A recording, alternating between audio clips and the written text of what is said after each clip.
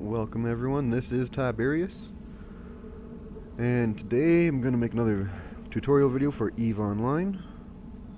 Over here you have your drones. I have my probe scanner in the same window. I'm in a wormhole right now up here in top left corner, J-Space, and this ship is a Stratios. We're going to come out to my safe spot, just warp 0. When you make a safe spot, warping it 10 or whatever isn't going to change how safe it is. If you look right here, you have an expanded probe launcher. That's the one you always want to use because it can fit combat scanner probes. Those are the best probes you can get unless you use like a Tech 2 or something, which I'm not sure if there is a Tech 2 for scanner probes, but if there is, they might be better. I just use combat scanners because they work. They do everything you need to do. And we're over here looking for these cosmic signatures. Most of these are going to be wormholes, I believe. You'll also find the data and relic sites that you use these modules on.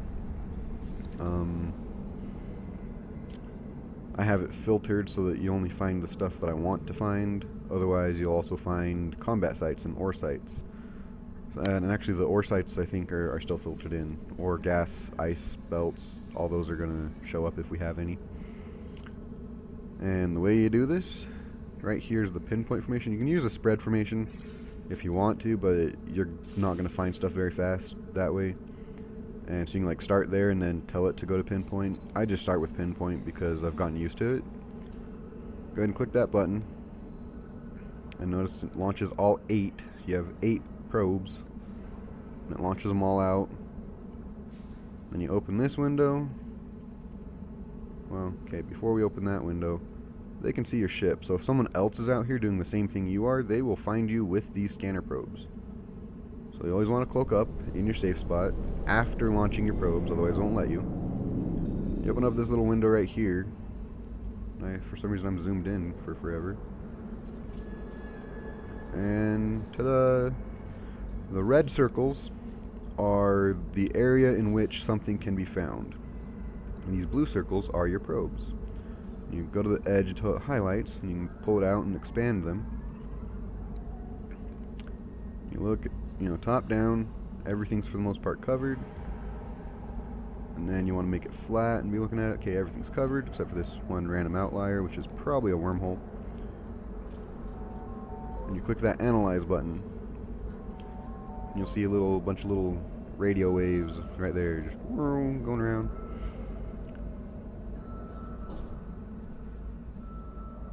And all these little red dots are sites that you just scan down, and they all have a different percentage of how strong the signal for the location is.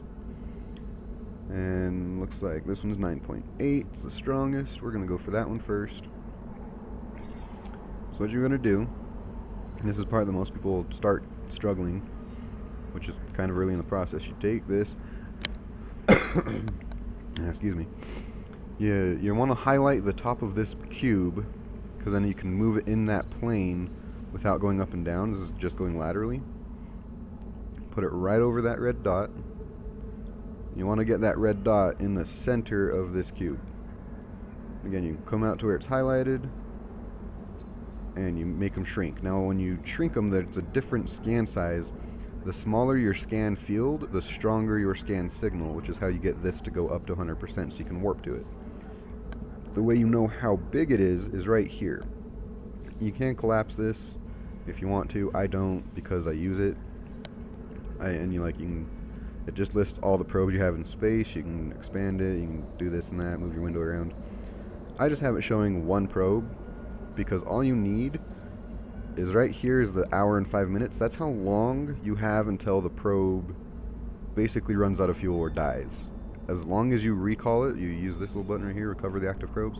If you recall it back to your ship before that, you can launch them again and you'll get the full extent of the time back in because you basically just refilled the battery. This one, AU's astronomical units, and it goes in multiples of, well, binary, I guess. You can do a half an AU, 1 AU, and then 2, 4, 8, 16, and it goes by a binary count. I don't know how big they are allowed to go, but you only get down to 0.5. Yeah, that's really all you need that for, which is why, like, right here I can still see everything when I have this window open. Those are still there. But you want to, shrink it down a little bit after your first scan to whichever one you're looking for, and you keep that one highlighted down here, because then you can move in, and then you come back out here and say analyze again. Now mind you, most of these at some point are going to go back to 0. You're not going to have them within your scan field, you won't see them, or you'll have them, at some weird location. Now right here, we just jumped from 9.8 to 22.4. So that way it becomes very easy to say, oh, this was the biggest one, it has a big jump. That's the one that we're scanning down right now. Again, you zoom in a little bit, put your cube right over the top of that dot, put it right in the middle of the cube. Now you can use the Control, Alt, and Shift keys. Alt is to adjust the scan size, the field size. Shift, it makes it so you can independently move each probe. It's not always the best thing. Like, sometimes you need to do it just to get that last, like, 3% for a really hard scan, which usually means it's a really nice site.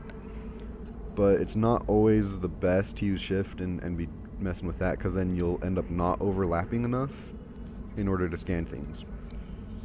Using Control, you can adjust the formation. Like, if you put it all the way in, they're basically scanning the same space from the same spot, and you can't triangulate stuff from one location.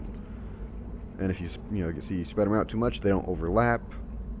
Yeah, you might find more, but you won't have any signal strength to actually do it. And as you pull them in, you see all those circles popping up. That's the intersection lines of where they're overlapping.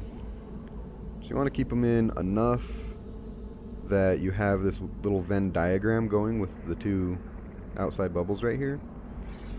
And you want to keep that so you can see it in some degree from some angle all the way around whatever you're scanning. And then you have this top bubble, which, yeah, see that one that lights up, and then the bottom one lights up. As long as those make a up and down Venn diagram, you're pretty much going to be good. Like, if you can't find it with that, you're probably having some problems scanning anyways.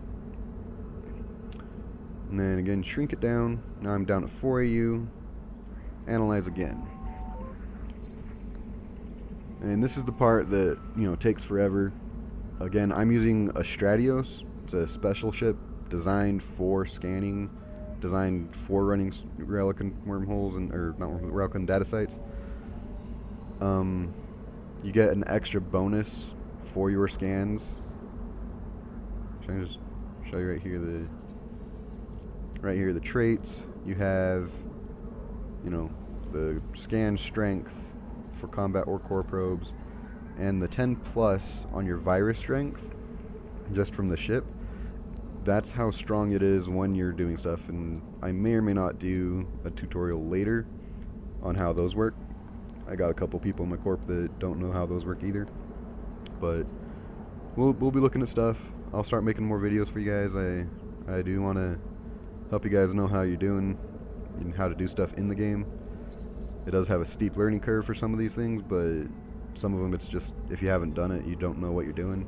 After you do it the first time, it's like riding a bike. But yeah, that's why I'm using this ship. You can use any ship that you can fit a core probe launcher on, and this one I just like this ship. And look at it. It's a nice ship. But anyways, that's not here or there. It's not what we're doing. We're trying to look for this little yellow dot. As it gets stronger, I think it's at 33%, a third scan down, it turns yellow. And when it's yellow, it gives a name. So this one's a wormhole. I'm usually not too excited for wormholes. That just means I have a whole chain of them usually to go through in order to get back to high sec. And move down to 2 AU, centered as best I can in the cube. Analyze again.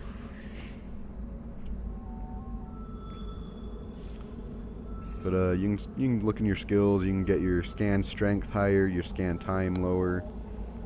You can do some skills to make this part go faster and be a little easier. Again, using ships designed for it. There are a couple ships CEO of the Corp likes the Astero. It's the, I believe, frigate class of the Stratios. Stratios is a cruiser. But they're both the same. I believe it's Amar and Caldari blend for the specialty.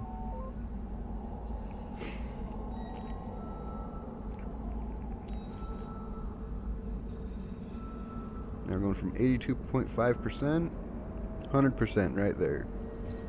And as soon as you get to 100%, you can say warp to. Warp drive. And this is going to be the end of the tutorial video, so I just, recover the probes. Otherwise, you just start over. You have, a red dot right here. And you can go through and click, that when you have it, within that ring, you can see your ship flying over to the wormhole. And so you have these other red dots, everywhere else. They're all there. They're all easy to find. This one's no longer important.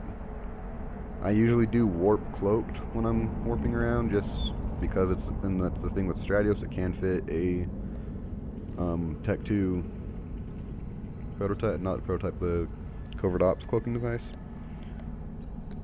So what do you do when you get to a new wormhole? You look at it and say show info. And I believe there's something with your scanning skills that gives you different amounts of information. Almost every single one of them is going to have this first line. The wormhole is beginning to decay, probably won't last another day. As far as I'm aware, most wormholes are reset at downtime every day. So, if you scan it down like 20 minutes before downtime, it may or may not be there after downtime. I haven't ever actually done that because it's in the middle of the night for me and I don't really do that. The second line, where the wormhole's not yet had its stability significantly disrupted, wow, big words, by ships passing through it. So that's like, this one can fit larger ships. This one's always going to be different from pretty much for every wormhole. Like, it's going to be larger ships, medium-sized ships, only the smallest ships. Giant ships or huge ships, I think, is above larger. That's when you can fit like a Titan through a wormhole. Larger ships, I believe, is up to like a battleship. It might be carriers. Medium ships is up to a cruiser, I believe. And only the smallest ships means if you're not in a frigate, you're not going to get through. This line is the one most people are going to want to look at when they first start doing wormholes. And it says it seems to lead to unknown parts of space. That's this. That's the J space. It's not on the map. But this one has larger ships. I'm not worried about where it goes. I can go where I want because I can cloak and hide. But then after you know that you want to go through the wormhole, come over, save the location. It's always one of the most important things to do. And we're going to name it Wormhole Out Test. I name it Wormhole Out because we happen to live in wormholes, and when we move to a new place, that becomes the base. So a wormhole out is going out from the wormhole, and then a wormhole in is coming from HiSec back in to our home wormhole, wherever it may be. And then you see a little save sign. It's in my corp. Okay, they all know where it's at. Come over here, enter the wormhole. And it has a class, C247. I don't really understand that part. It's a wormhole. I go where I want. Everyone else looks at it and I think there's a website that tells you what all of them do, and if they're known wormholes, that can tell you where it goes, and it's updated all the time. I'm not that too big into it. Notice you will decloak once you break that 2,000 meter barrier with the wormhole. But that's okay, because if you're fitting a covert ops, the cooldown on it to rego is pretty quick, and you start out with a full minute of jump cloak timer, just like a Stargate. You get to the other side, what do? Oh, look, here's another wormhole. It's the one you just jumped through. Always, always, always save the location, because as soon as you leave, this will no longer show up. It will not be in your overview. And if you didn't save it, you won't be able to right click out here and be like, oh look, there's my wormhole, I want to go home now. You have to scan it down again, and oh look, there's about twice as many cosmic signatures as there was in the last one. So if you had to scan down this wormhole to get back into that J space from over here, you're stuck scanning down all of these, and as soon as you find a wormhole, you have to jump through it, just look at it, oh no, it's the wrong one, jump back to this side, and I'm decloak, so I'm going to cloak up again. But you have to jump back over here and scan everything down again, and they all have these, alphanumeric IDs. The alphanumeric ID doesn't really help if you don't remember every single one of them, or you write it down or something, hence the game has a way to just save it. Because as soon as you jump to a different wormhole and then, oh no, it's the wrong one, and jump back, every single one of these is going to be reset to 0%. That's not exactly conducive to getting in and out of wormhole space. You will get lost, you will have struggles, and you will probably hate the game after not very long. If this isn't your cup of tea, then I wouldn't recommend doing it anyways, because there's not as much as you can do in wormhole space as you can do in nullsec. That said, wormhole space is very useful for corps that are starting out, or corps that don't want to be involved in war and holding sovereignty. If that's not your thing, all JSpace is at -1.0. It doesn't follow the same rules that space on the map will have. Anything that's on the map, you have set rules, you have a bunch of stuff that says this is what can and cannot happen within this galaxy, this system. And it's like a lot of your ore types are based on where you are in space. And JSpace ignores all of that. So normally on the map, any space you're in, you out of your ABC ores, you can have Arcanor and Bistot, or Bistot and Croconite, or Croconite and Arcanor. You will have 2 of the 3, but never 3 of the 3. Here in JSpace, you can see every type of mineral, every ore type in space to mine all the time. Like, you can come over here, you can turn, I'm going to turn my filters off, and then I'm going to go back to just all of the standard filters. These are my own filters. And then over here, up here, the 1, 2, 3, 4, 5, those are the standard game filters. And right here you have ore sites.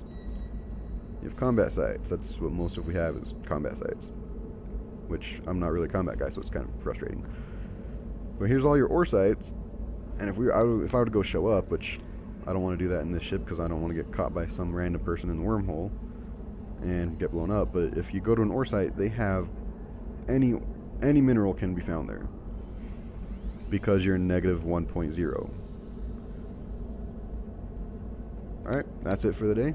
That's the tutorial. If you have any questions, go ahead and put it in the comments. Go ahead and subscribe. Thanks guys. Peace.